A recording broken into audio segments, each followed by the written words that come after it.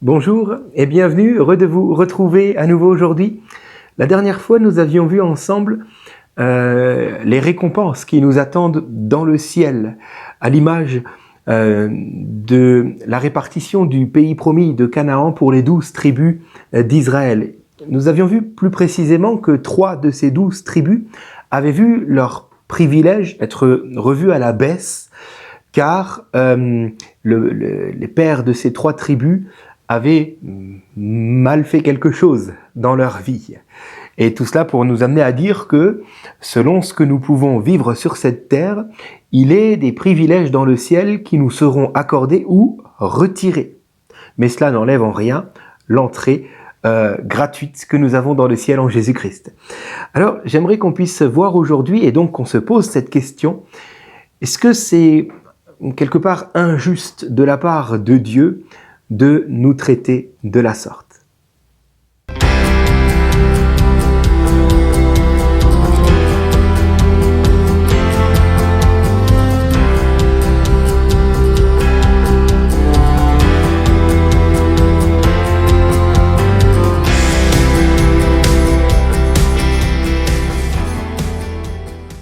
Voilà, bonjour à tous donc et heureux de vous retrouver autour de votre petit déjeuner, d'un café, d'un moment particulier que vous avez choisi de donner au Seigneur. Oui, il est bon de nous nourrir de la parole de Dieu car Christ est le pain descendu du ciel, le seul qui nous donne la vie. Alors recevez cette vie au travers de ces moments-là. Que Dieu vous bénisse. Vous l'avez compris, nous allons focuser aujourd'hui, un peu comme la dernière fois, mais peut-être plus en détail, sur les 3 tribus d'Israël qui ont vu leur privilège être revus à la baisse lorsque tout Israël a hérité du pays promis, donc de Canaan. Et j'aimerais lire pour cela avec vous les versets 3 à 7 du chapitre 49 de la Genèse. Lisons ensemble. C'est donc Jacob qui parle à ses enfants. « Ruben, toi, mon aîné, toi qui es ma force et le premier de mes enfants, supérieur en dignité et en puissance, impétueux comme l'eau, tu n'auras aucun avantage, car tu es monté sur le lit de ton père, tu as souillé mon lit en y montant. » Voilà, amen. On lira la suite tout à l'heure. Déjà, restons sur Ruben, sur la tribu de Ruben. Nous voyons que Jacob n'a pas oublié le péché de Ruben, qui nous est cité dans Genèse 35 au verset 22. Pendant que Jacob demeurait dans le pays, Ruben alla coucher avec Bila, concubine de son père, et Jacob l'a pris. Et à cause de cela, on en avait parlé, eh bien Ruben va perdre son droit d'aînesse.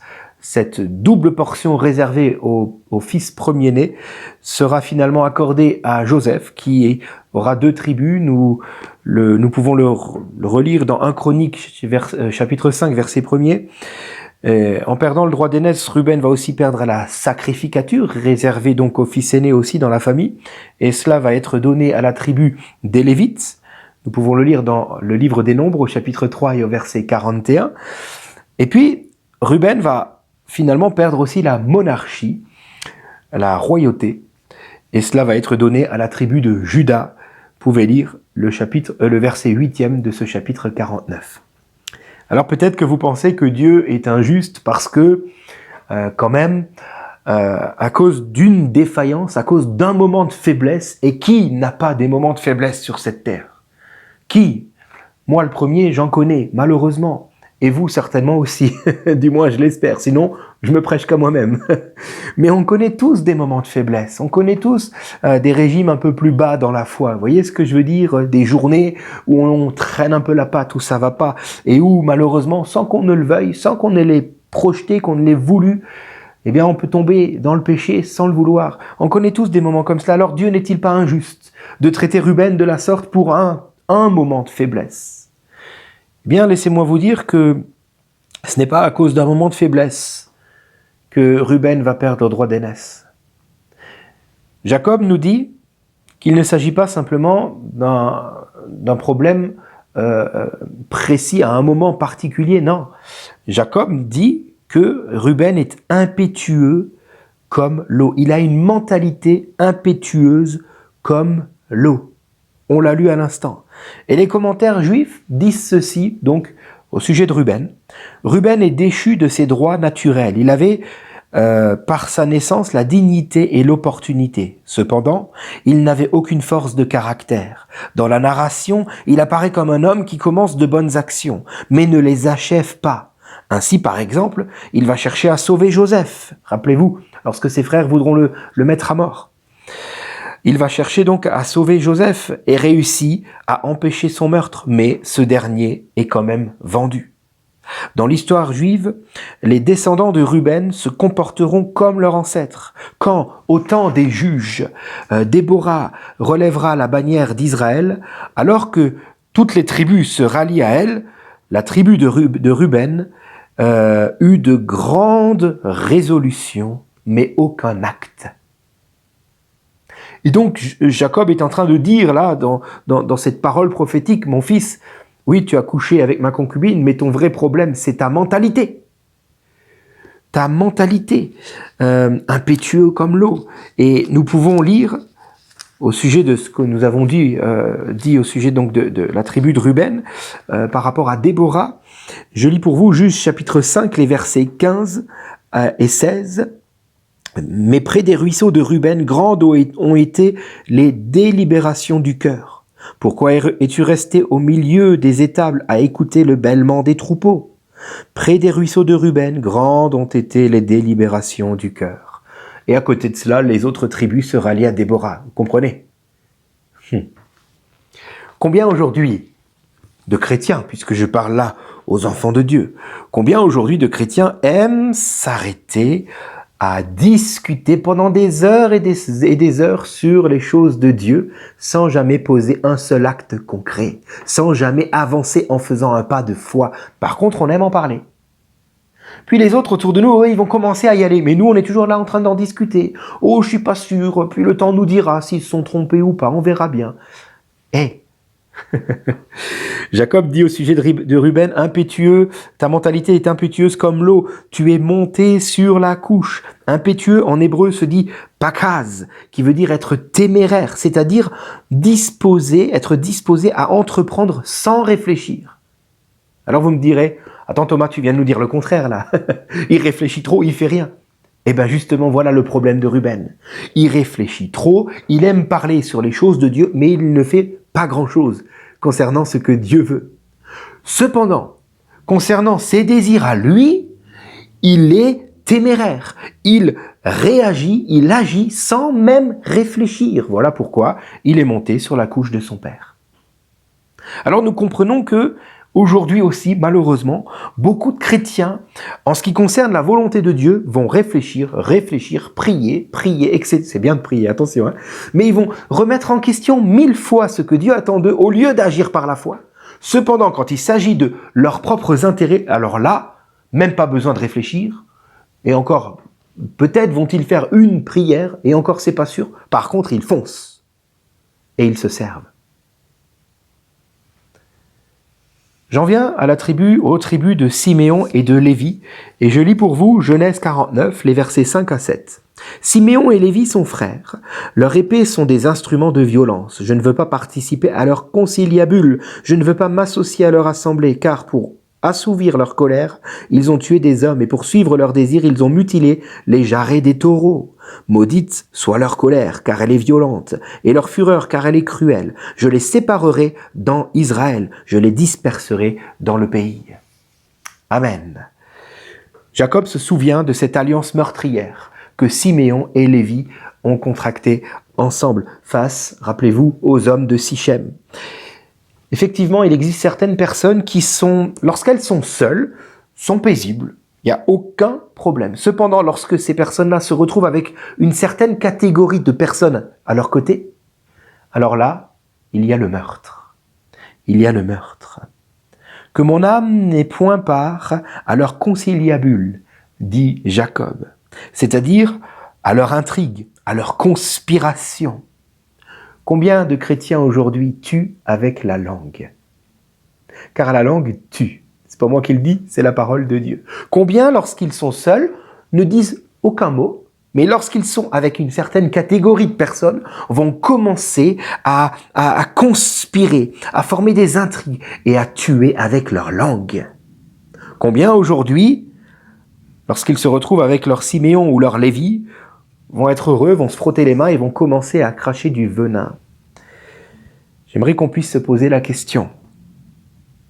Combien aiment, comme ce fut le cas pour Siméon et Lévi, couper les jarrets des taureaux, ces bêtes fortes, c'est-à-dire des personnes qui, par leur langue, aiment rendre les plus forts autour d'eux sans défense. Vous voyez ? On leur coupe les jarrets. On en fait, oui, ils paraissent être forts, mais en réalité, regarde comme ils sont. Et on les rend sans défense. Au travers de ce qu'on peut dire, on vient et on peut tuer une personne, on peut tuer sa réputation. Alors, quelle est la solution pour Siméon et Lévi ? C'est de les séparer dans le pays promis. Siméon, on l'avait dit, sera placé tout au sud, en marge des autres. Lévi sera dispersé dans tout le territoire. Je crois, mes frères et sœurs, que dans le ciel, beaucoup d'alliances d'hommes qui ont été contractées sur cette terre seront brisées dans le ciel et les gens seront séparés. Comprenez ce que je veux dire ? À l'inverse, et que cela nous encourage à pardonner, beaucoup de chrétiens qui n'auront pas su accorder leur pardon à d'autres risquent fort bien de se retrouver les uns à côté des autres dans le ciel. Alors pourquoi je vous dis ça aujourd'hui ? Simplement pour que nous puissions veiller à notre manière de vivre aujourd'hui. Parce que la manière dont nous vivons aujourd'hui détermine ce qui nous attend là-haut. J'espère que vous l'avez compris maintenant. Alors puissions-nous veiller tout simplement à ne pas être prompt à agir quand il s'agit de nos intérêts personnels et puis finalement à être très lent à faire quoi que ce soit lorsqu'il s'agit de marcher par la foi. Veillons à cela, mais veillons aussi à ce qui sort de notre bouche. Comprenez ? C'est un petit peu ce que le Seigneur voulait nous laisser pour nous aujourd'hui. Puisse le Seigneur nous encourager au travers de cette parole. Je prie pour nous, Seigneur, pour te demander, Seigneur, peut-être pardon s'il le faut, par rapport à notre manière de vivre la foi, notre manière d'être lorsque nous sommes entourés de certaines personnes. Seigneur, nous te supplions de nous aider à te laisser nous transformer, Seigneur. Que cela ne soit pas juste en façade, mais à l'intérieur. Que nos cœurs soient transformés par ta grâce, par ton amour. Merci Seigneur pour le Saint-Esprit que tu viens placer dans nos cœurs et que tu viens renouveler notre manière de penser et de vivre. Merci Seigneur pour la foi, merci pour l'Église et merci pour ton pardon aujourd'hui que tu nous offres encore. Amen. Voilà, je vous souhaite un très bon week-end, un très bon culte ce dimanche dans vos églises et je vous donne rendez-vous lundi pour la suite des Cafés à la foi. Soyez bénis.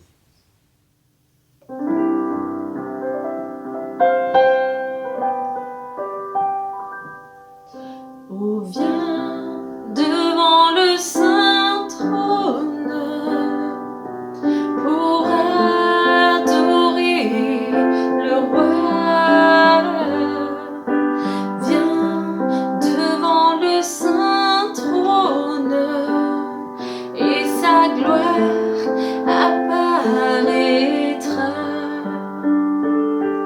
Oh, viens en sa sainte présence pour magnifier son nom.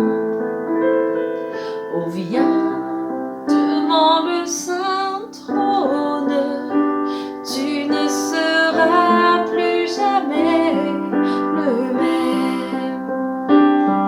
Je viens devant le saint trône pour adorer le roi.